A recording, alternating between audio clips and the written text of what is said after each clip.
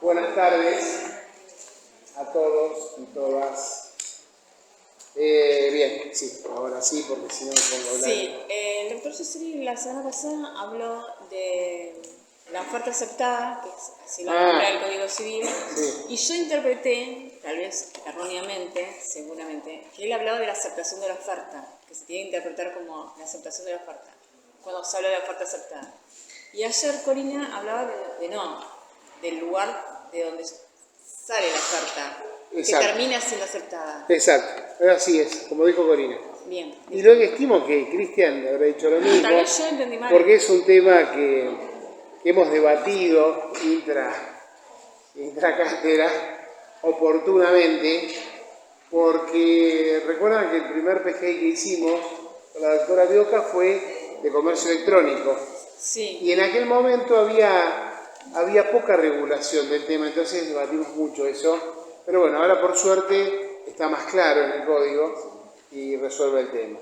Claro, porque dice donde surge la oferta aceptada, pero es donde surge la oferta. Exacto. Exacto. Bueno, hoy vamos a hablar vamos a seguir con contratos. Hasta aquí, en definitiva, ustedes vienen escuchándonos hablar de contratos, de compraventa internacional, de la regulación, de la trascendencia que tiene la autonomía de la voluntad, que permite regular, establecer, determinar las dos cosas que al derecho internacional privado le interesan, ¿no?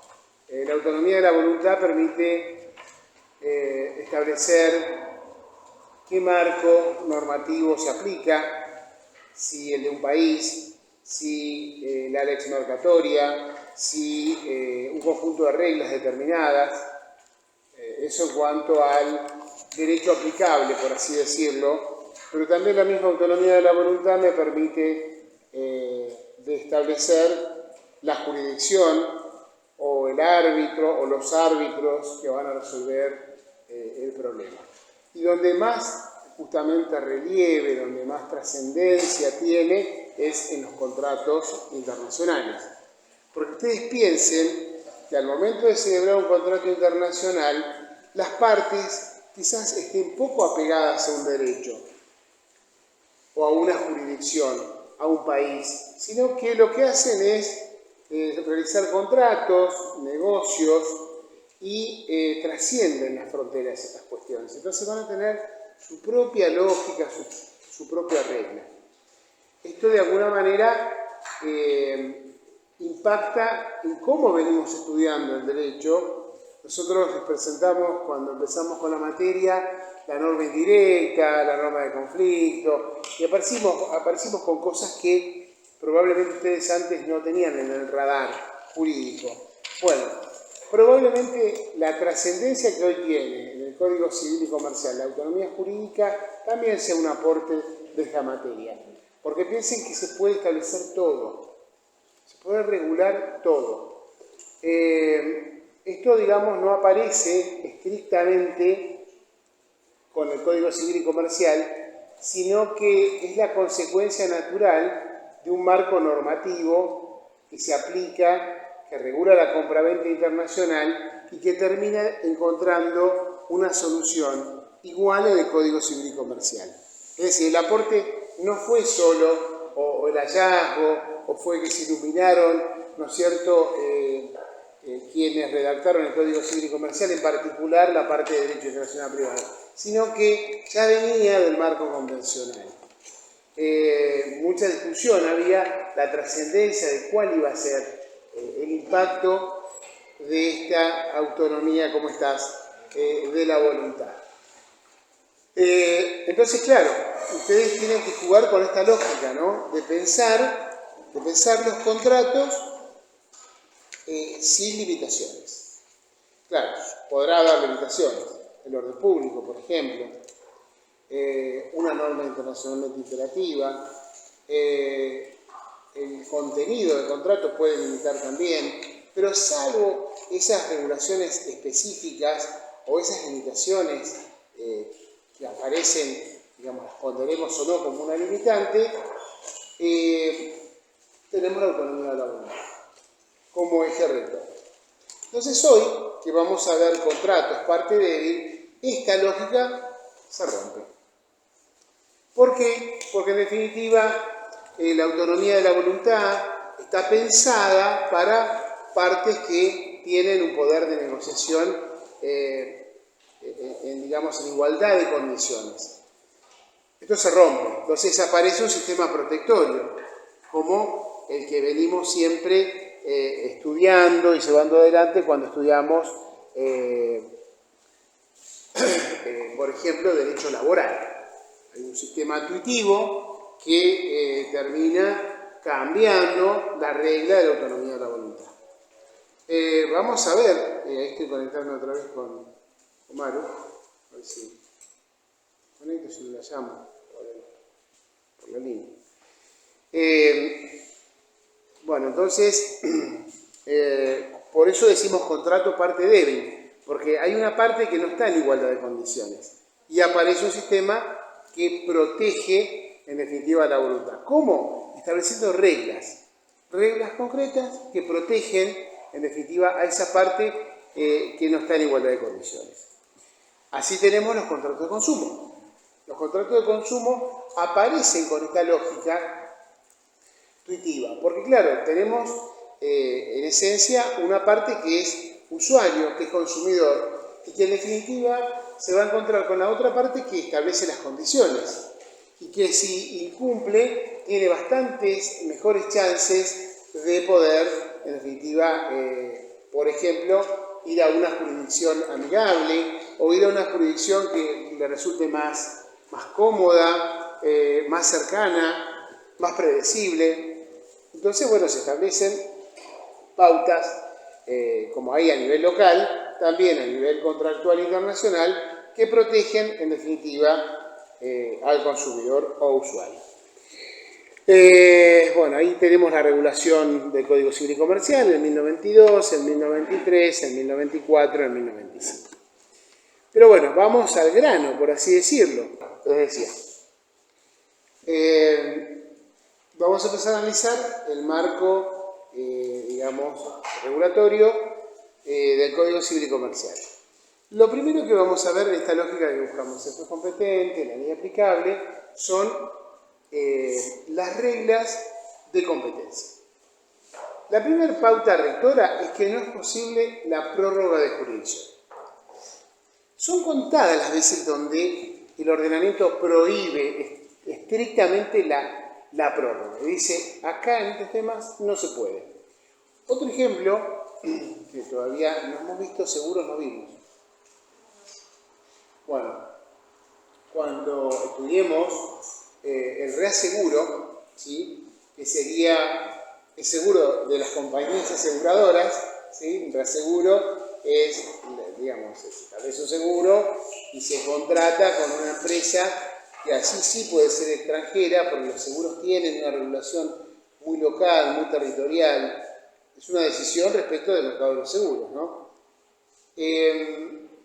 Pero bueno, respecto puntualmente al reaseguro, se prohíbe también la prórroga. Entonces, una empresa que reasegura a una local que presta seguros no puede establecer como pauta la prórroga de jurisdicción. Bueno, este sería un caso similar. De alguna manera, respecto de los contratos de consumo, no es posible establecer una prórroga de jurisdicción. Entonces, nos vamos a ceñir a las reglas que establece el mismo código. Nos da varias opciones, si no se queda corto con las opciones.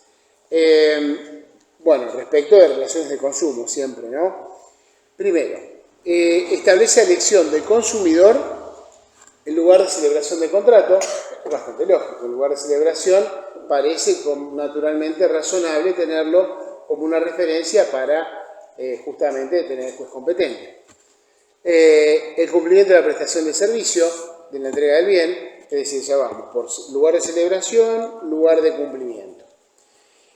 El cumplimiento de la obligación de garantía específico, el del domicilio del demandado, como opción para la parte actora, o el lugar donde el consumidor realiza actos necesarios para la celebración del contrato.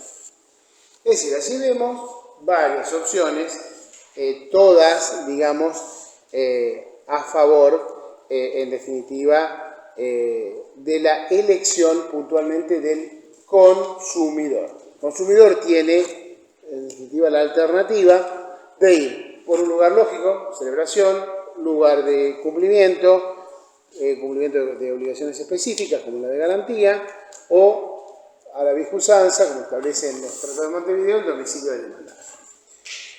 También son competentes, segundo párrafo, los jueces del Estado donde el demandado tiene sucursal. Bueno, es lógico porque cuando vemos sociedades, vemos que una alternativa lógica es tener una sucursal, ¿sí? Es una herramienta bastante normal.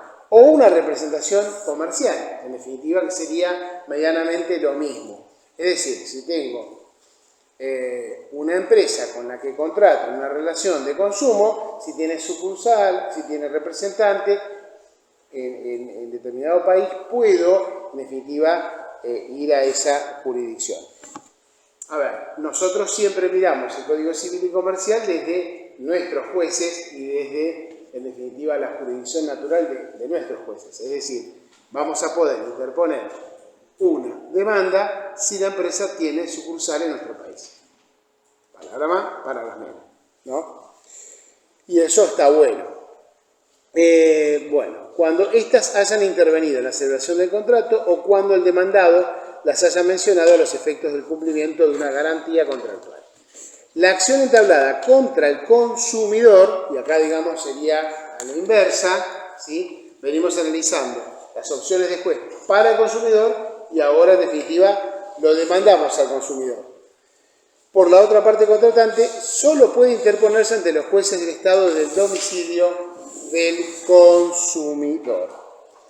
Bueno, es lógico, en definitiva, pensar que es frente al domicilio del consumidor. Por lo que veníamos hablando, si un consumidor se tiene que trasladar a otro país, puede ser que tenga un impedimento en el acceso a la justicia. Pensemos, nosotros, ¿no? Nos tenemos que trasladar a un país vecino, a Uruguay, a Chile, a Brasil. Nos venden un paquete de turismo, ¿sí? Y tenemos que ir a litigar a otro país. Bueno, desde Bahía Blanca tendremos que buscar, si somos abogados, si somos parte, nos va a costar buscar un colega, un Uruguay que nos patrocine. No es un imposible, pero requiere, aún en el caso nuestro, de moverse, tener la suerte. Imaginemos al justiciable, que tiene que primero vernos a nosotros para que nosotros nos contactemos con otro, que no sabemos si lo vamos a encontrar, estamos a tientas porque no sabemos quién es el otro, y esto es una limitante del acceso a la justicia. Entonces, ¿qué mejor que las demandas, que seamos al momento de ser demandados, consumidores demandados, se interpongan en nuestro domicilio? Nos va a permitir claramente no tener ninguna barrera para acceder a la justicia. Por último, en esta materia no se admite el acuerdo de elección del foro. Lo que dije al principio, no existe la posibilidad de realizar una prórroga de juicio. Bueno, el otro tema. Estábamos entonces en el derecho aplicable. Bueno, los contratos de consumo se rigen por el derecho del Estado del domicilio del consumidor en los siguientes casos. Este artículo tiene una lógica que a mí me hace ruido. Es como que da las excepciones al principio y la regla general al final. Porque si yo arranco por el final y tomo el último párrafo que dice: en su defecto, los contratos de consumo se rigen por el derecho del país del lugar de cumplimiento. Si yo dijera en lugar de su defecto y arrancara con ese encabezado y dijera: los contratos de consumo se rigen por el derecho del país del lugar de cumplimiento como regla, y después digo, excepto, y empiezo, igual me da más de una opción. Igual el encabezado primero me dice lugar de cumplimiento, lo cual es bastante esperable. El derecho de lugar de cumplimiento es justamente razonable. Después da otra opción porque dice, en caso de no poder determinarse el lugar de cumplimiento, el contrato se rige por el derecho del lugar de celebración. Bien, pero claro, cubre la excepción de cuando no puedo, en definitiva, determinar bien el lugar de cumplimiento.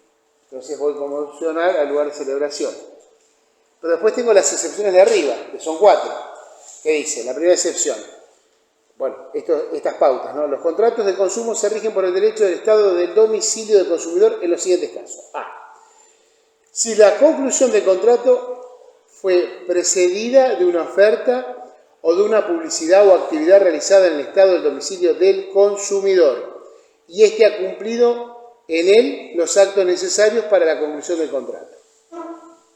Bueno, entonces, la conclusión es precedida, digamos, antes de la conclusión del contrato, hubo una oferta, lógico, hay una oferta antes de que concluya el contrato, va a haber una oferta, siempre en todos los casos, de una publicidad, sí, de alguna manera a través de un conocido, sino por una publicidad, aparte suelen ser invasivas, ¿no? Aparecen ahí de la nada, en los celulares, por ejemplo, o actividad realizada en el estado del domicilio del consumidor y éste ha cumplido en él los actos necesarios para la conclusión del contrato.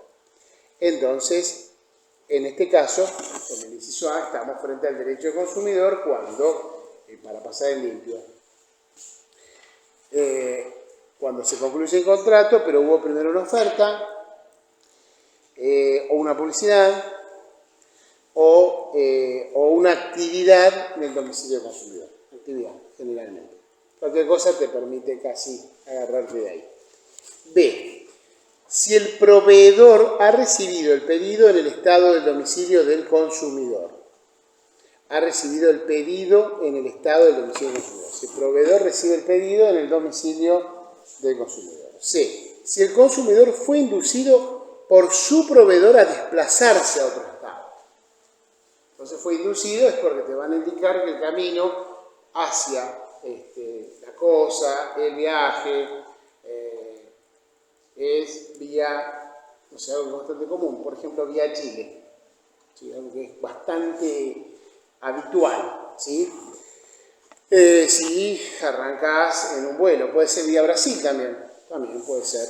Brasil y Chile son los dos países que son, digamos, prácticamente, te llevan, no es que vos elegís ir. Si el consumidor fue inducido a su proveedor a desplazarse a un estado extranjero, entonces. Bien. ¿Qué se define por pedido? A desplazarse a un estado extranjero a fin de efectuar en él su pedido. Y pienso, me ofrecen que si compro un pasaje en Santiago de Chile, me va a costar el 50% que si lo compro en aerolíneas argentinas con domicilio en Cabo. Entonces voy a decir, el 50% de un viaje a Qatar, a Dubái. 50% si voy y lo adquiero en Chile. Voy a Chile, chao. O sea, me están indicando que vaya, me lo dicen. Ahora, si usted lo paga acá, paga, no sé, $2.000. Va a Santiago de Chile y paga 1.000. Hace la cuenta y voy a Santiago. Llego gateando, no sé, pero $1.000 menos, bueno, me puedo llegar hasta ir en el auto. No es una locura lo que digo.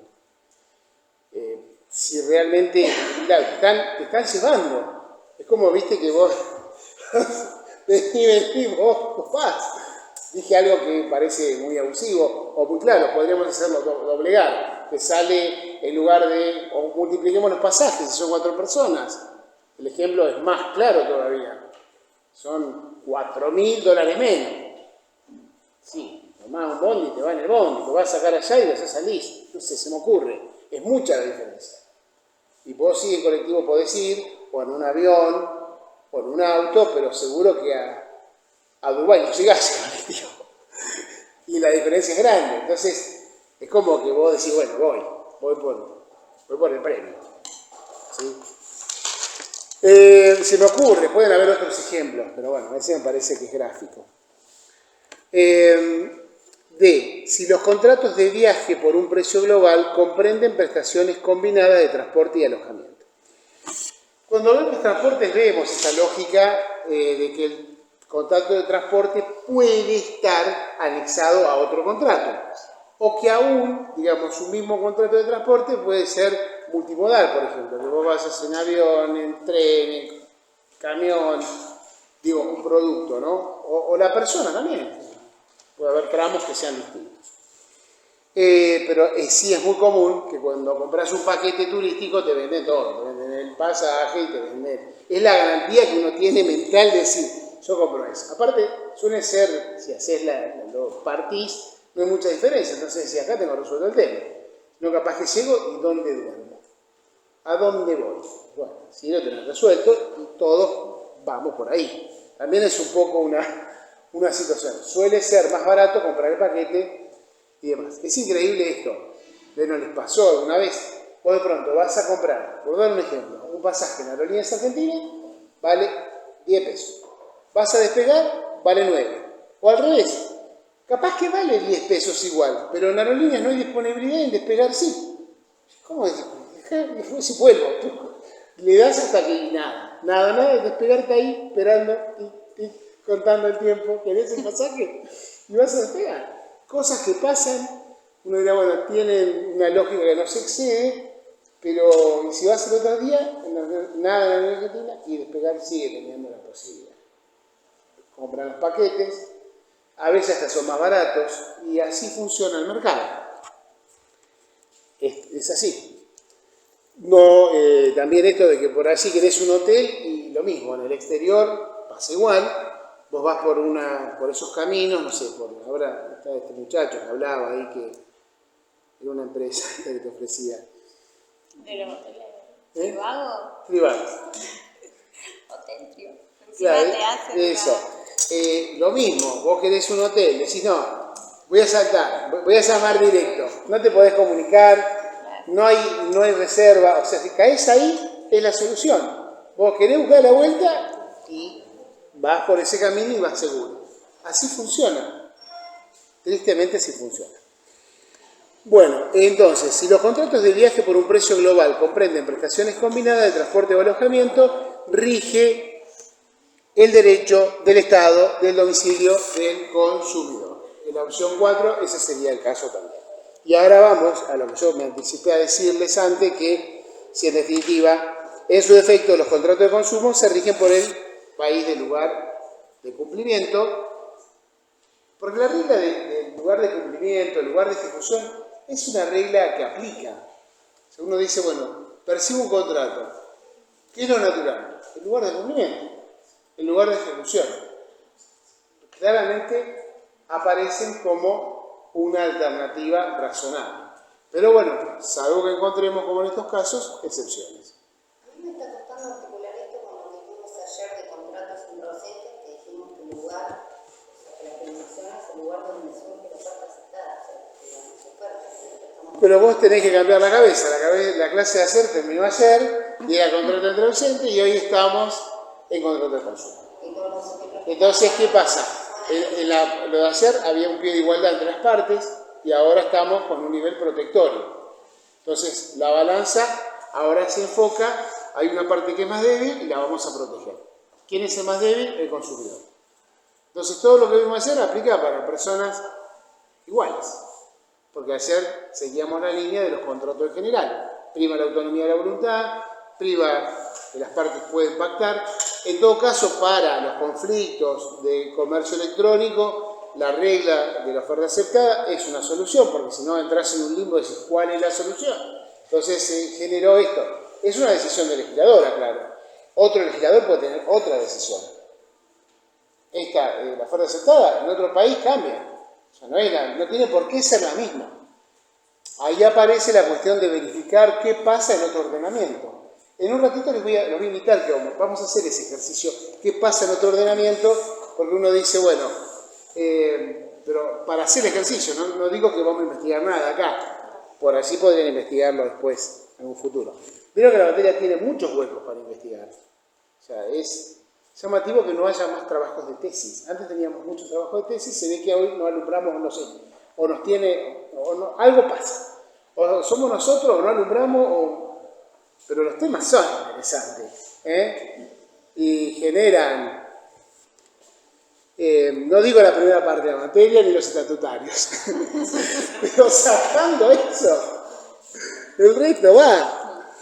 Bien, vamos ahora, continuando con el derecho tuitivo, a analizar un poco lo que ocurre con el derecho laboral y de paso vamos a ver un poquito de lo que es la seguridad social, ¿sí? Como para que vean, porque todavía casi con el contrato de consumo estamos dentro de contratos. Ahora cambiamos el eje, vamos con el doctor Morresi, con el derecho laboral. Igual, el libro Morresi tiene una parte internacional privada. Que no sé de dónde salió el profe de intención privado, pero hay un profe de intención privado que escribió. Tendríamos que tratar de remarla para escribirlo. Corina tiene cosas escritas, yo también tenía cosas escritas, ahora me aflojé, de derecho laboral y de seguridad social. Bueno, derecho entonces laboral, movilidad de los trabajadores. Bueno, esto es algo que se viene dando mucho en el tiempo. Los trabajadores y digamos, cada vez es mayor. Cuando empezamos a ver la materia, vimos el caso de Iras Pérez. ¿Alguien recuerda a Iras Pérez haciendo el radar? ¿De qué se trataba? Hacia el pasar, lo hayan visto, en alguna guía. ¿No? Iras Pérez era un trabajador de Techín que es contratado en Argentina para... Sí. Pero no me No, pero dale. Ah, entonces lo vi. Pero algo hay, ahí. De Techín, sí, pero no, para contar. Eso quedó, el Techín. Sí. Iras Pérez, contratado por Techín, va a Venezuela. Algo que es bastante común, porque muchos trabajadores de Techín van a distintos puntos, ¿sí? No, digo Techín, podríamos tomar cualquier otra empresa. Techín para nosotros es muy conocida, pero bueno, en este caso se va a Venezuela. En Venezuela tiene un accidente de trabajo.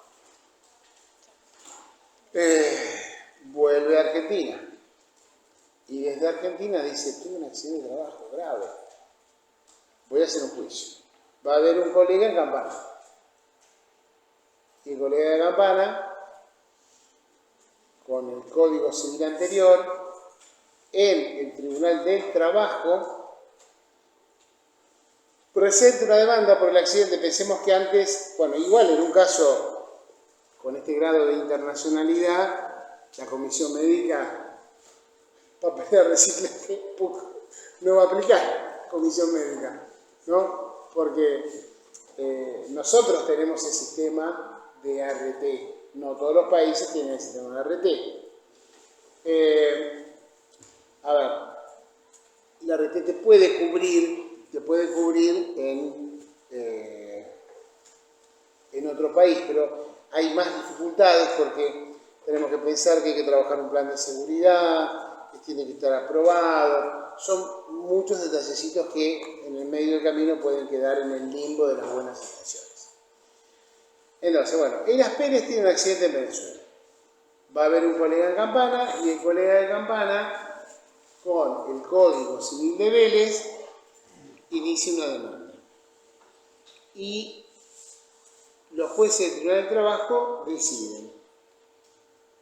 El colega que inicia la demanda no aporta prueba respecto del derecho de Venezuela. Código Civil de Vélez, ¿qué pudo haber pasado? Piensa.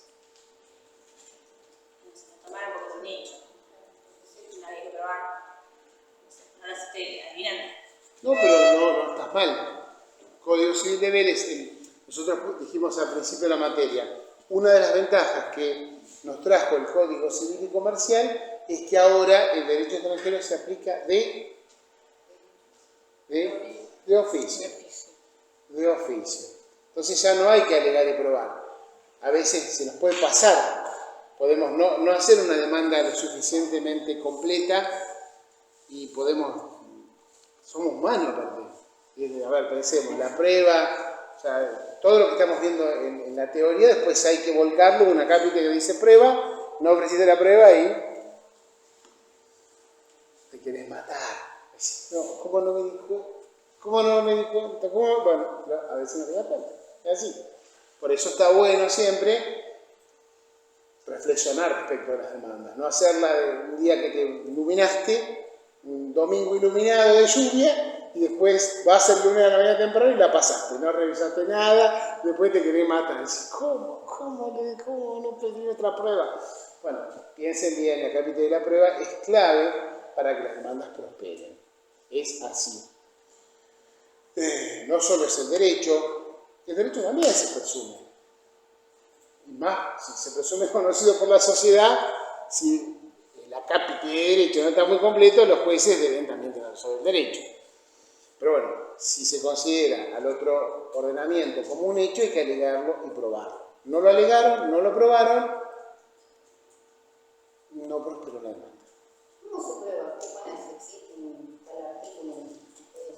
Hoy estamos bastante liberados de esa carga. Antes, bueno, podías pedir un dictamen, pedir, digamos, o hacer una referencia oficial, digamos, un link oficial, podés pedir un oficio, se prueba como cualquier otro hecho, ¿sí? Podés acompañar el texto de la norma con una traducción, con un traductor oficial. Podías hacer muchas cosas, pero había que hacerlas. O un dictamen de un abogada de otro país. Digo, todas cosas que uno las ve simples, pero Neiras Pérez no resultó. Y a veces los jueces deciden, ¿no? Y no les tiembla el pulso. No prospera, no alegó, no probó, no pidió ningún oficio, no agregó nada, no pidió nada. Yo no tengo por qué saber el derecho de Venezuela. Bueno, hoy, por suerte, las cosas cambiaron. Igual los jueces suelen tener estas decisiones. Bueno, fue un error del profesional, pero subsanalo. Fíjate, tenés las herramientas para averiguar qué dice el derecho de Venezuela. Pero bueno, si te apegás a la letra estricta del artículo 13, listo, se llama Fori y demanda a litigar a Venezuela, si no está prescrito. Todo un tema. Bueno, entonces la movilidad de los trabajadores puede tener consecuencias como por ejemplo son estas, las de Eiras Pérez, ¿sí? A veces también las empresas prestan servicios con, digamos, trabajadores de otros países. Esto también ocurre. Pensemos en el polo, sino cuántas veces nos encontramos en el centro con un alemán, con un inglés, con un chino, que viene a poner en marcha, no se sabe qué cosa, porque no sabemos ni qué cosa poner en marcha. Todas nos generan, bueno, eso evoluciona, es como que evoluciona independiente de nuestra realidad, pero se siguen poniendo cosas en marcha, es así. Y así vienen dependientes foráneos. Y puede ser que si están contratados, si traen un ingeniero de Alemania, puede ser que ese ingeniero preste su servicio en una locación de servicios, como cualquiera de nosotros que presta un servicio profesional. O puede ser que su relación sea una relación de dependencia, ¿sí? Entonces, bueno, ahí lo traen, se pone en marcha, no se sabe qué cosa, empieza a funcionar y se va. Al mes, a los 2 meses, a los 3 meses, vuelve cuando no funciona, así. Entonces se da esta circunstancia de que hay dependientes de la empresa que no son argentinos, que no empezaron a trabajar en Argentina, pero que terminan cumpliendo funciones en nuestro país. A ver, el tema del dragado del puerto también. Vienen personas que manejan la draga y que gente específica, o se rompe la draga, lo traen de afuera, es de la misma empresa, pero en fin, estoy tratando de pensar ejemplos donde se vea claro esto. Y claro, ahí tenés que pensar en la cobertura de ese trabajador en cuanto a su situación, digamos, de salud y luego también en cuanto a su situación previsional. Si la persona viene y trabaja un año, nosotros tenemos una lógica, como en realidad tenemos una doble visión que justifica esta realidad, que tiene que ver con el derecho del trabajo, y nosotros pensamos, nos pasa también en general con el derecho, ¿no? Pero en el derecho del trabajo se ve con más claridad. Decimos, en el derecho del trabajo hay un 60% que tiene todos los derechos y un 40% que no tiene todos los derechos porque una economía informal, trabajo en negro, llámenlo como quieran, un 40% está fuera del sistema, el otro 60% tiene todos los derechos. Los empresarios, los políticos le ponen el acento a ese 60 que tiene derecho y dicen, bueno, eso hay que bajarlo, acotarlo, reducirlo, cambiarlo, modificarlo, ajustarlo, todas las cosas que se dicen. Pero el otro 40 está en banda. Bueno, ese otro 40, no sé por qué la política no le habla a ese otro 40 que en realidad no tiene ninguno de estos derechos y dicen de sacar los derechos que son de un 60%, pero el otro 40 no tiene nada. Pero bueno, funciona así, ¿no? Sí. Y en el derecho pasa igual. Cuando nosotros a veces vamos a los barrios con la clínica jurídica, hablamos de los derechos y imaginémonos, vamos con compañeros de ustedes que están en quinto, derechos, y las personas que son vulnerables, que están allí, dicen tanto derecho y acá está mi realidad. Digo, también tenemos una disociación con la realidad. Entonces tenemos derechos, somos Papá Noel de los derechos, pero a la hora de la vulnerabilidad, todos esos derechos no aplican. Bueno, con los derechos del trabajador pasa un poco esta situación. ¿Sí? El 40% no tiene ningún derecho, el 60% tiene todos los derechos y que parecen que son un exceso. Palabras más, palabras menos.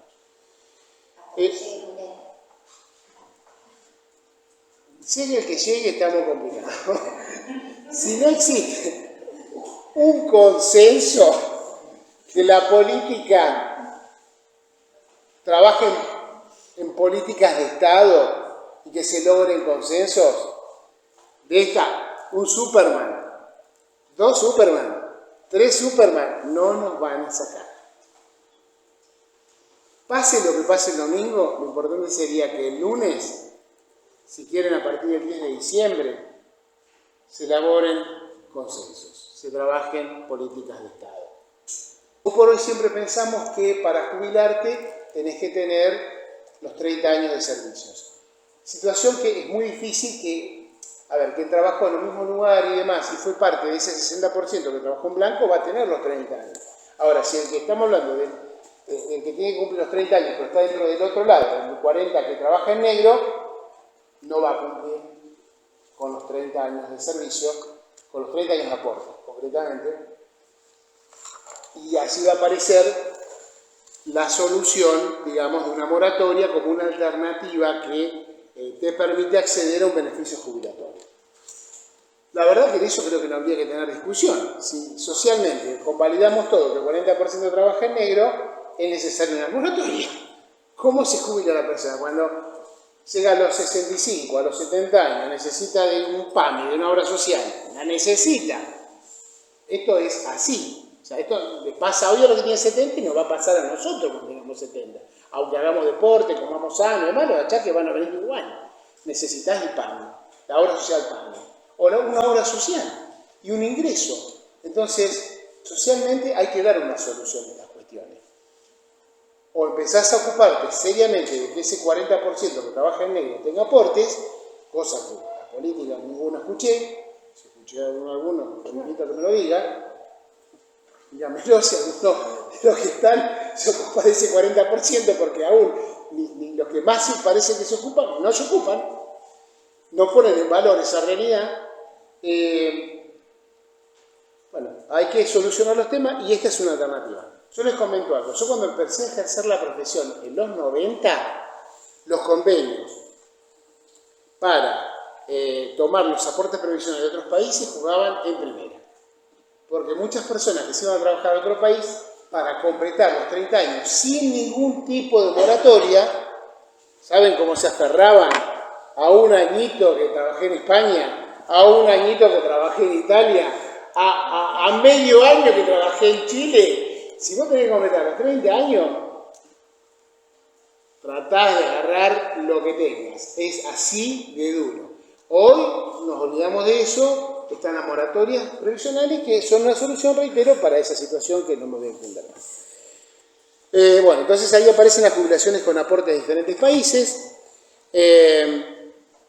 Bueno, ahí también aplica el criterio del organismo de enlace. Como vimos en restitución, el organismo de enlace, que es un ministerio de Relaciones Exteriores, bueno, el organismo de enlace, en estos casos, cuando hablamos de derecho previsional, es naturalmente la ANSES. Entonces voy a la ANSES, que auspicia como organismo de enlace, la ANSES participa en el pedido de los aportes al otro país, vienen certificados y completan los años, justifican, o bueno, será parte del ingreso. Capaz que me interesa que son los últimos años, pensemos hoy, nos vamos a trabajar a Italia, 5 años. Nos vamos a dar clase a Italia, 5 años. Y parece que a la hora del haber previsional va a tener un impacto eso interesante, porque si el cálculo es que de los últimos 10 me sacan un promedio, tener 5 con buenos aportes en euro, nada es reñable. Bueno, me voy a la ANSES, pongo en vigencia, activo este en definitiva convenio bilateral y lo soluciono, que es el organismo de enlace. Otra situación, ¿qué pasó? Me tiene la llave disperso todo el tiempo porque No, que hay un convenio bilateral. O sea, ¿cuál es? Bien, hay varios convenios bilaterales. Ok. Pero pregunten así. Es que no sabía si lo había mencionado o no, entonces estaba preguntando si había dicho cuál es. Está bien, hay varios convenios bilaterales. Con todos los países vecinos hay convenios bilaterales. Y con los principales países donde hay tráfico de trabajadores también. Es una necesidad. No es una cuestión, es una buena política de Estado tenerlo, porque si vos tenés trabajadores migrantes que van a distintos países, está bueno que puedan traer en el momento oportuno sus aportes. Y respecto del Mercosur, hay un convenio multilateral de seguridad social, que viene a reemplazar todos esos convenios bilaterales con Brasil, con Chile, con Uruguay. El convenio multilateral que aplica para los miembros del Mercosur y países asociados resuelve también el problema. Eso está bueno. Está bueno porque es algo bastante común. Finalmente que exista un tránsito de trabajadores migrantes que van a cumplir sus funciones en otro país. Es decir, hay convenios bilaterales. Por regla, hay convenios bilaterales en seguridad social, que uno dijera, bueno, ¿cuáles son los ámbitos donde más convenios bilaterales hay? Uno es este. Otro, el tema de la extradición. Porque si no tenés el convenio directo para extraditar, no es posible traer. Son dos casos puntuales donde los convenios bilaterales están. Y son, digamos, fácilmente verificables. Después, bueno, en otros ámbitos no. Es una discusión de política de Estado el tema de los convenios bilaterales económicos. Esa sería una discusión que la política tendría que dar también, si es conveniente o no. Imaginen nuestro mapa de Argentina con flechas para todo el mundo con convenios bilaterales. Para exportar, importar. Parece... Pero yo tengo una duda. Funciona a la inversa también. Si el argentino se va a vivir a España y se jubila allá. Tenés los aportes de Argentina, te fuiste en el 2001. Por si en el 2001 ya hay un consenso que pero los la gente se iba. que nosotros hicimos acá, ¿sirven de algo? Digo, a España, porque yo estoy pensando en el valor peso, el valor euro. Lo que pasa es que ya no importa el valor, es en realidad certificar que trabajaste 10 años en Argentina y ir a completar con esos 10 años Sí. los años Pero Argentina allá. no le da los soportes que hicimos nosotros acá a España para que después Tienen convenios para que sí se los dan. Capaz que los compensan. Materialmente no va un peso, Está bien, ni viene bueno. un peso, pero sí se los toma por tales. Yo tengo mi odontóloga, tenía una odontóloga que tuve muchos años con ella, en la pandemia se jubiló, 80 años igual, era ahora. Sigue jugando al tenis, pero está jubilada. Y me mandó con otra odontóloga que es medianamente de mi edad, y ahora se fue a vivir a Suiza.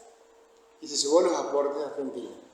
Entonces ella me preguntaba, decía, esos aportes, digo, te van a completar los años. Te llevas la certificación de los aportes y ya está. Es igualmente los va a aplicar en España, porque viajó a España, se dio de alta como una especie de monotributista, por decir algo así, un aporte voluntario.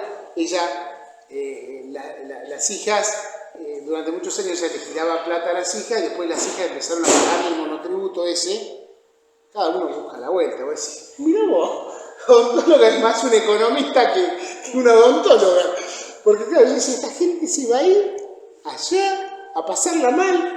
No, tenía todo previsto, tenía una jubilación en trámite.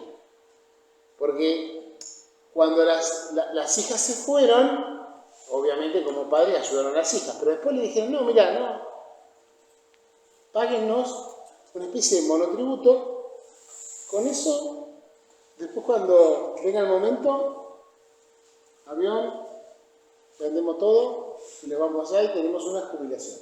Porque claro, a la conversión, hoy tristemente, con los pesos devaluados,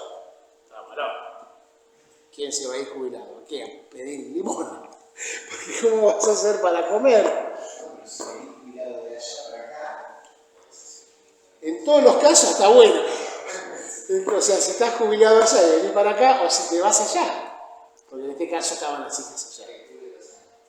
Está bueno. Yo la verdad no la había pensado. Todos los días uno aprende algo nuevo. Es así. Bueno, sí, sirven los aportes de acá allá. Igual me dejó repensando. Voy yo a mi casa y me puse con ¿Qué es eso? ¿Viste? No sé, tenés que tener el vínculo allá. En este caso la doctora tiene las dos hijas allá. Sí. Justifica. Porque ¿qué decía ella? Y yo acá no voy a ver un nieto, no voy a ver nada, ¿no? Sí, sí. Pero bueno, tenía todo un marco y bien pensado aparte, ¿la verdad? Digo, bueno, bien, la pensó bien, porque no dependía de la situación del país. Un odontólogo creo que cobra de jubilación, no quiero decir una pavada, algo de 150.000 pesos, por ahí, ¿eh? Nosotros igual no piensen que estamos mucho mejor, los odontólogos están peor porque descuentan de la jubilación directamente la obra social. Lo cual los odontólogos se quejan, pero tienen obra social. Un abogado jubilado, claro, pero ya se la descuentan de la jubilación. Tienen como un combo cerrado que es aportes previsionales más obra social. Y cuando pasan a ser jubilados, tienen el mismo combo. Tienen la jubilación y el descuento mes a mes de la obra social. Pero claro, cobran menos de jubilación. Nosotros, repito, y no los quiero asustar, pero piensen que cuando nos jubilamos, salvo que hayas pagado casa, que sería la obra social nuestra, que no es barata tampoco, para nada, te jubilaste como abogado, no tenés ningún aporte, no diste clase en un secundario, no diste clase en la universidad, no fuiste parte de una SA, no fuiste nada, tenés la jubilación y no tenés obra social. Ojo, piénsenlo. El camino es largo, pero vayan mirando el panorama desde ahora. Si antes en la universidad tenés aportes nacionales, ¿qué haces con la caja de abogado? No. El día que acá los profes de internacional privada, Cristian se va a jubilar en la provincia porque es juez. Corina, Juan y yo somos profes acá y ejercemos la profesión. Cristian va a tener su jubilación de provincia como juez y lo de la universidad, aparte. No, provincia. Nosotros que ejercemos la profesión vamos a tener, quédate con yo me jubilo el día de mañana como profe en la uni y como abogado. La jubilación de abogado no es muy buena, pero bueno, estaría cubierto porque tendría PAMI. Además mira lo que juega PAMI. Juega en primera PAMI. No es que esté pensando en eso, pero vieron, es la realidad. Vos llegás, aparte imaginemos esto, llegaste a los 65, te jubilaste de abogado, abogada y no tenés una social. Está jodido, piénsenlo. ¿Qué hacen muchos? Ahora veo que empezaron a pagar el monotributo. El monotributo completo, se paga el monotributo igual por una cuestión impositiva, salvo que sea responsable inscripto. Pero con ese aporte de monotributo tenés, pensémoslo, acceso al PAMI. Te vas a jubilar como monotributista. Vas a tener la jubilación mínima más como PAMI. Ojo, no es mala. Pero es la realidad. Estas cosas hay que hablarlas. Porque si no se hablan, de pronto vos entras en una vorágine y no te das cuenta. Y después llega la realidad que no tenés las cosas. Entonces, está bueno pensarlo. Cada uno verá sus soluciones.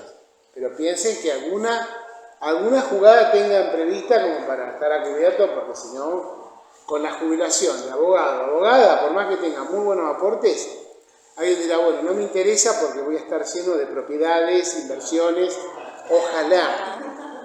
Pero si eso no ocurriera, hay que tener un plan B, para tener plan B. Bien. Teletrabajo. El teletrabajo es un temazo, porque claro, un poco la pandemia lo puso en valor, ¿sí? Estamos siempre en la lógica del contrato laboral, pero claro, con un sentido protectorio, porque el teletrabajo, digamos, se pensó en una lógica de protección. ¿Cuál es la riqueza del teletrabajo cuando justamente la prestación es transnacional? Cuando nosotros estamos sentados en nuestra computadora, ¿no es cierto?, a nivel local y prestamos, servicios para una empresa de otro país. El sueño de todo programador es trabajar para una empresa extranjera, cobrar en euros, cobrar en dólares y claro, de pronto $1.500 no parece tanto para una empresa y nosotros empezamos a hacer un numerito y decimos 1.500 hoy me salva. No sé, te salva por todo. Pero digo, parece interesante cobrar en dólares o en euros. Bueno, ahora vamos a analizar un poquito esa cuestión. Esto lo paso porque esto es el Derecho Internacional Privado del Trabajo, un término de Julián de Diego que habla de un caso mixto donde se combinan elementos locales con otros de otra nación. Estamos hablando de derecho de trabajo en general, no teletrabajo. Y bueno, apunta a una relación individual o colectiva. Rapalini fue pionero en esto y también escribió sobre el derecho del trabajo y bueno, estudia las relaciones laborales y esa separa que quedan afuera del derecho internacional privado del trabajo, queda afuera de alguna manera el derecho internacional público, ¿sí? O el derecho interno. Bien. Bueno, acá vamos de alguna manera empezando a trabajar la lógica que veníamos de los contratos, ¿no? Cómo resuelvo, qué derecho aplico y, claro, un parámetro rector para buscar el derecho que regula el contrato es el lugar donde los servicios se prestaron. O sea, el lugar de prestación, el lugar de ejecución, juega a los fines de determinar el derecho aplicado. Nosotros tenemos un principio rector en esto que es el favor operario. Pensemos que cuando estamos pensando en reglas a favor del trabajador, sobre todo sin internacionalidad, está bueno pensar en quedarme con el marco normativo más favorable.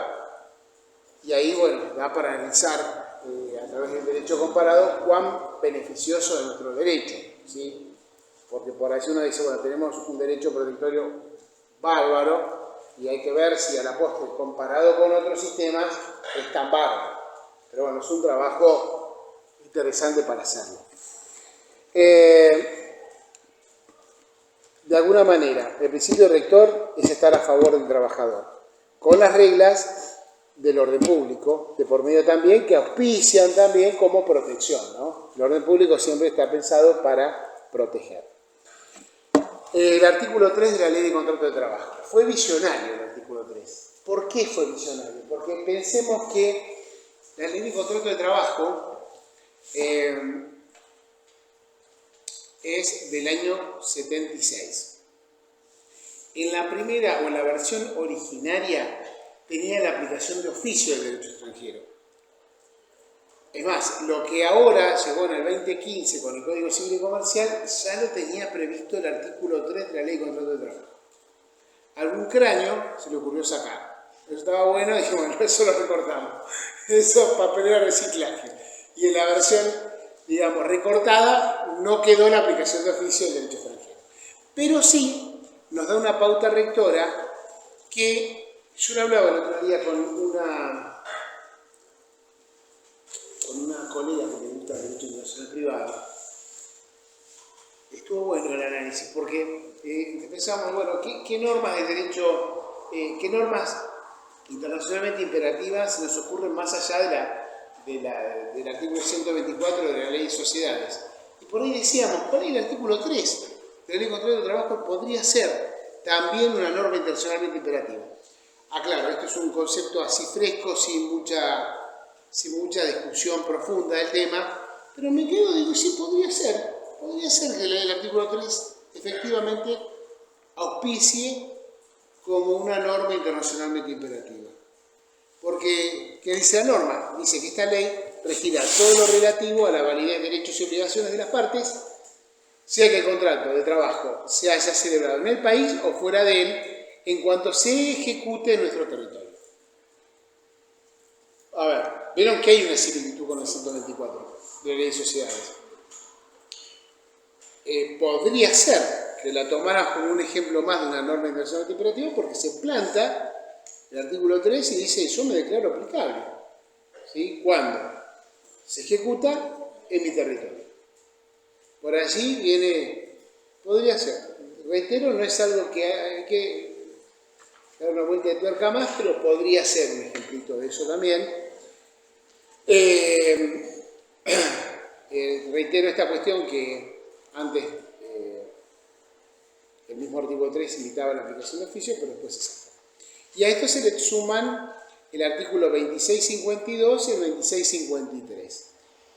Yo me traje en el Código Civil, pero quedó en el auto. ¿Alguien tendrá el 2652? ¿Ese es un Código Civil que tenía ahí? No, pensé que ese chiquitito. No, lo quiero, porque si así. Bueno. ¿Podés leerlo? Sí. 2652. Determinación del derecho aplicable en defecto de elección por las partes. En defecto de elección por las partes del derecho aplicable, el contrato se rige por las leyes y usos del país del lugar de cumplimiento. Si no está designado o no resultare de la naturaleza de la relación, se entiende que el lugar de cumplimiento es el del domicilio actual del deudor de la prestación más característica del contrato. En caso de no poder determinarse el lugar de cumplimiento, el contrato se rige por las leyes y usos del país del lugar de celebración.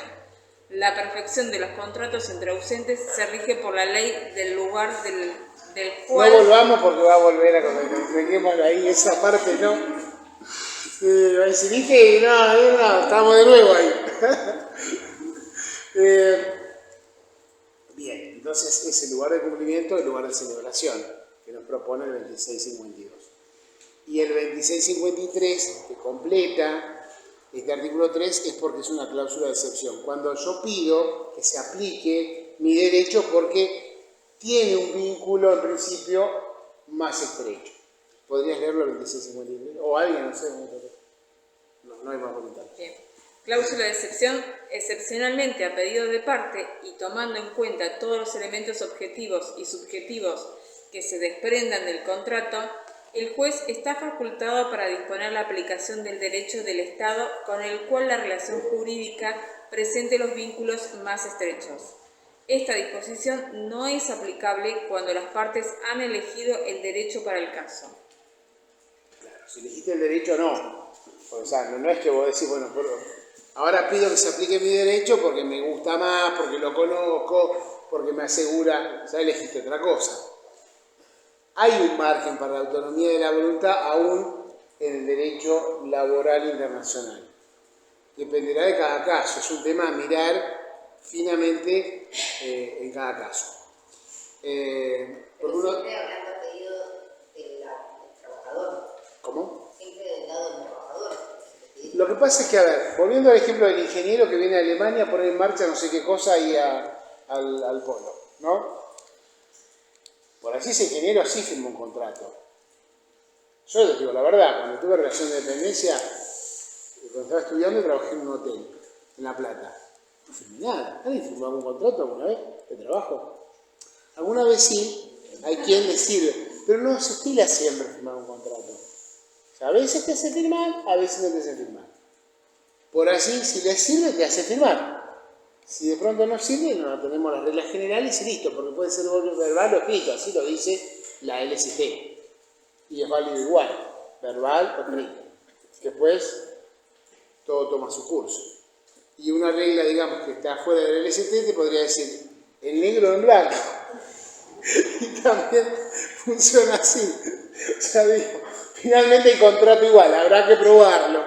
Pero bueno, ese es otro cantar. Ya van a ver, los juicios laborales son muy lindos.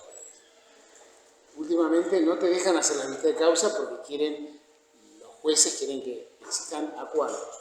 Pero en los juicios laborales, para probar las relaciones laborales, no tienen desperdicio, porque de pronto lo que la parte actora puede pensar, la tengo ganada, está montada arriba de una victoria, y vos decís, no, vos sabés que no, los testigos no vinieron, se asustaron, el otro abogada los presionó, les empezó a decir algo del falso testimonio, que si yo y las personas empiezan, o al revés, el empleador que dice, ¿sabés qué? Y bueno, pues hay que ir así peleando, ¿no? Entonces, cláusula de excepción, la aplicación del derecho local porque una de las partes lo pide, salvo cuando exista, digamos, por parte de las partes, una, digamos, o sea, determinación de cuál va a ser. Y bueno, siempre aparece el 2600 como, digamos, el orden público siempre está de alguna manera en una visión protectoria presente. Bueno, fuentes internacionales, caemos en nuestros queridos tratados de Montevideo del 89 y del 40, pensemos que lo que se regula ahí es la locación de obra, también pensemos lo siguiente, que si la ley de contrato de trabajo se dictó en el año 76, antes del 76, la regulación la encontramos en el Código Civil y no había un marco tan específico. ¿Sí? A ver, el artículo 14 bis fue un agregado, el artículo 14 bis, la ley de contrato de trabajo, como para ir poniendo hitos o postas claves para el fortalecimiento del derecho laboral. Pero bueno, antes de la ley de contrato de trabajo lo resolvías con los tratados de Montevideo, puntualmente con la locación de servicios. Hay toda una discusión doctrinaria si el Código Civil y Comercial no apunta también un poco a eso. No sé si lo vieron, no lo vieron, pero bueno, también está esta cuestión. Porque, por ejemplo, el mentor más grande del Código Civil y Comercial, Lorenzetti, tiene una visión, digamos, no quiero entrar en este juego de liberales, no liberales, porque te encierra y te ata eso, ¿no? Mejor no. Pero tiene una visión que fortalece la aplicación del Código Civil y Comercial. Es todo un tema eso. Bien, otras normas que se aplican son las de la OIT. Es muy grande, digamos, son muchas las convenciones de la OIT que aplican a nuestro derecho del trabajo. Cuando tenemos un caso particular, vamos y buscamos las específicas. Si vamos a cuestiones de género, vamos y hacemos foco en las cuestiones de género. Si vamos a un despido discriminatorio, hacemos foco en el despido discriminatorio. Pero si están con un juicio laboral, siempre miren lo que ratificamos de la OIT van a encontrar buenos argumentos, ¿sí? Y unos cuantos incumplimientos también. Pero bueno, eso es otro capítulo. Pasaría con los derechos humanos, pasaría con todo el ámbito de los tratados. Bien. Bueno, y las recomendaciones. Entonces tenemos las convenciones que tienen fuerza obligatoria, recomendaciones y consejos que en definitiva no tienen obligatoriedad. Otras fuentes internacionales, Convenio de Roma, Convenio Internacional de Igualdad de Trato, Convenio sobre Consultas Tripartitas. Ahí tenemos el Convenio de Seguridad Social argentino-chileno, que se aplicó mucho, el Convenio de Seguridad Social argentino-español, que se aplicó mucho, el Convenio sobre Seguros Sociales argentino-italiano, que también, con Portugal menos, con Uruguay también, el Convenio argentino-uruguayo sobre Seguridad Social también se aplicó. En realidad todo esto está muy aceitado, ¿sí? Antes de que estuviera el acuerdo multilateral con el Mercosur, estaba aceitado igual, funcionaba bien igual. En definitiva lo que hizo fue un trabajo de unificación, ¿sí? El Mercosur tiene la Declaración Social del Mercosur y el Acuerdo Multilateral de Seguridad Social. La Declaración Social del Mercosur tiene, vieron, de esas tipos proclamaciones, deseos, recomendaciones, compromisos que son un globo. Y el acuerdo multilateral tiene en concreto el tema de la solución de las jubilaciones. Eso va al hueso. En concreto, deja sin efecto los acuerdos bilaterales y resuelve el tema, en concreto. Bien, bueno. Esto es más bien doctrina, lo que decía Gollnisch. Aparte Gollnisch escribía, siempre confió que le dábamos a Gollnisch, dijimos no. Pero puntualmente, digamos, que analizaba desde la mirada del cumplimiento, desde el cumplimiento en definitiva del contrato, pero también tenía una mirada respecto de la celebración. Entonces como que dejaba una ventanita para el lugar de celebración. Pero claro, también es un poco duro porque analizar esto desde la mirada de Gollnisch, que murió ya hace unos cuantos años, por así tampoco tiene mucho sentido. Pero bueno, Gollnisch juega. Código Civil y Comercial juega. Propuesta de solución para la ley aplicable, el domicilio del empleador, que es la opción de De Viali, tampoco nos sirve mucho, porque el domicilio del empleador pues limitaste un acceso a la justicia. El Convenio de Roma ya tiene, digamos, incorporada desde 1980 el tema de autonomía de la voluntad. Como habrán visto en compraventa internacional, ya aparece la voluntad, digamos, con una visión amplia, que se puede cambiar incluso en el curso del mismo contrato, se puede dividir por partes, en fin, la autonomía de la voluntad en su expresión total. No tenemos que olvidarnos de este principio general, que es que los extranjeros gozan de los mismos derechos civiles que los ciudadanos nativos. En el preámbulo de la Constitución Nacional es extensivo a las cuestiones del derecho al trabajo y en principio justamente nuestro país no tiene ninguna limitante respecto de un extranjero que venga y quiera desarrollar su trabajo. En ese aspecto podemos dar cátedra al mundo. La verdad es esa. Y por eso tenemos el crisol de razas. Basta recorrer los apellidos de cada uno de nosotros y vamos a ver que así es. Contratos laborales celebrados dentro o fuera del territorio. Bueno, algo ya estuvimos hablando, 2652, 2653, lo paso el alto. Se me van a empezar ahí. ¿Sí? La autonomía de la voluntad, si se puede aplicar o no, pregunta que alguien me hizo, no sé si vos, o el alumno. No, se fue. Alguien me hizo esa pregunta. Que yo le decía, no, fuiste vos, te di el ejemplo del ingeniero que venía, que quizás él sí podría establecer determinadas pautas en un contrato. Digo, puede ser que efectivamente quiera dejar plasmado y tener certezas de viene, presta sus servicios y quiere dejar, tiene un poder de negociación, es el único ingeniero que viene a Alemania a poner en marcha, no sabemos qué hay en el polo, entonces claramente puede tener un poder de negociación bastante distinto que el nuestro. En principio que me contratan a mí, a vos, a nosotros y lo mismo. Entonces ahí sí la autonomía de la voluntad juega, pero si no, no juega. Y además tenemos que también recurrir a los principios protectorios que dirían, bueno, si firmaste que no vas a reclamar algo que por derecho te corresponde, se tiene por no firmar. También tenemos eso. Entonces, también, si nos vienen con un contrato donde nos dicen firmar cosas, bueno, firmemos porque finalmente si vamos a la justicia, todo eso se cae. Pero bueno, no es con ese sentido que lo aplica en definitiva o que lo expone Rapalini, lo aplica más bien para una situación donde hay un poder de negociación entre las partes.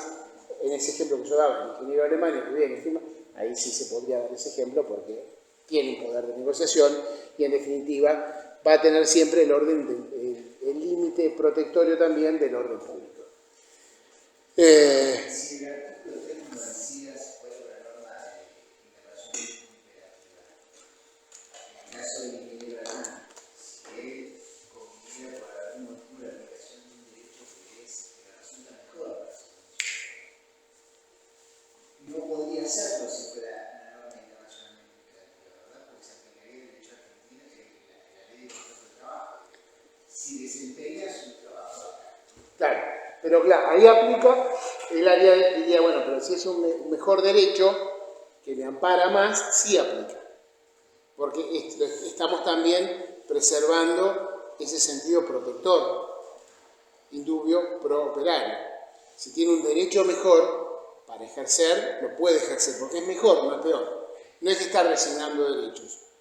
Pero lo explica muy bien la ley de teletrabajo, eso.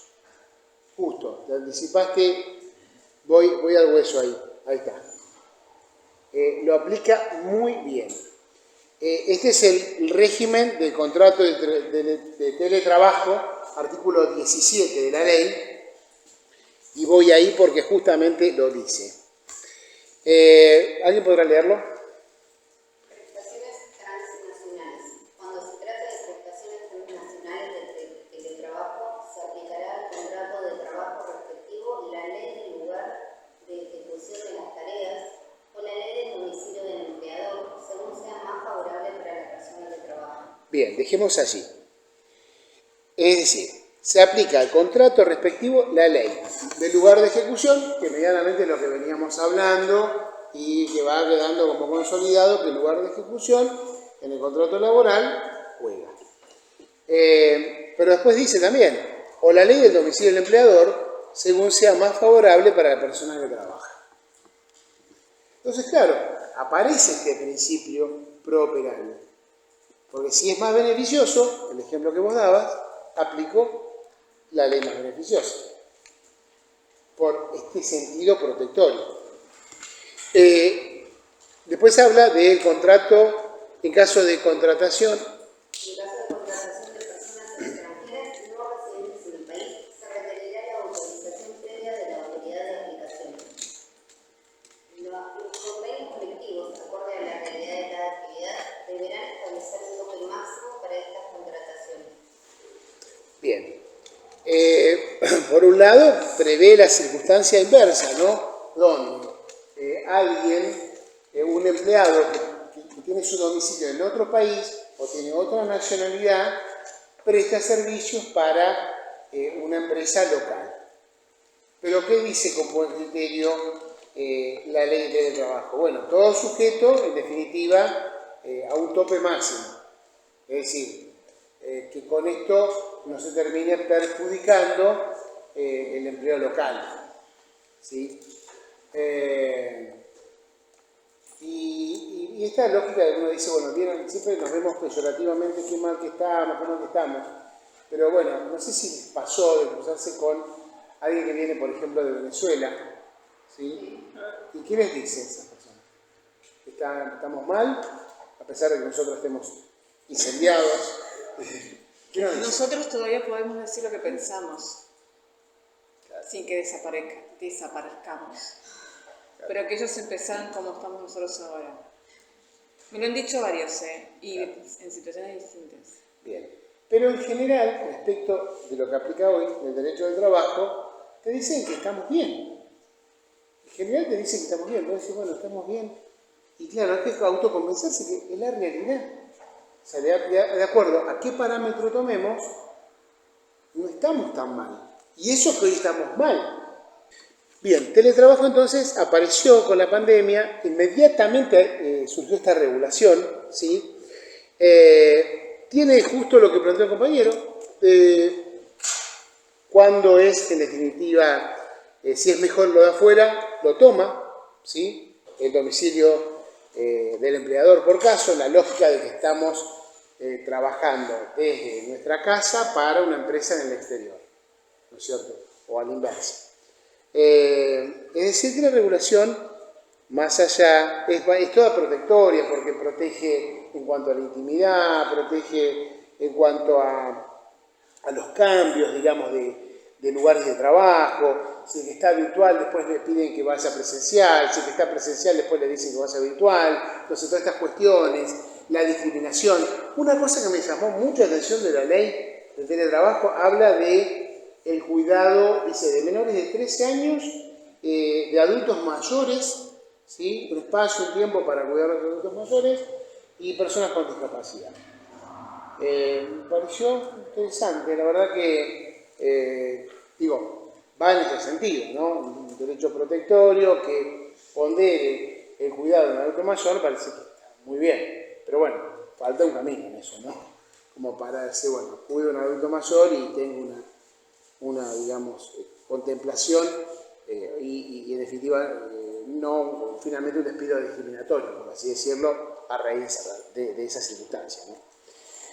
Bueno, esto ha sido todo por hoy.